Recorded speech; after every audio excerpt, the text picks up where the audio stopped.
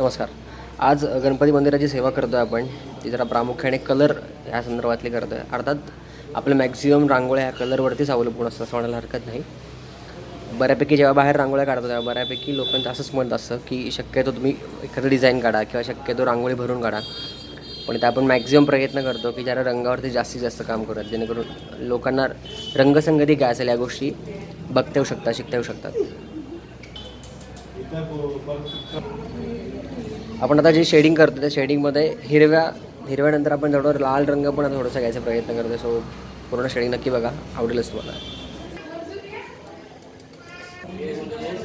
I hope ही जी रंगसंगती आपण आता करतो आहे तुम्हाला आवडली असेलच. अजूनही रांगोळी बऱ्याच गोष्टी खरं तर बाकी आहेत. रंगसंगतीमध्ये आपण ऑलरेडी बऱ्याच वेळा सांगितलं की जे काही शेडिंग असतात, म्हणजे अर्थात हिरवा असेल तर हिरव्या रंगाचे काही रंगसंगती, लाल असेल तर काही लाल रंगाचे. सो यात तुम्ही प्रत्येक रांगोळीचे रंग तुम्ही ट्रेस आउट करू शकता.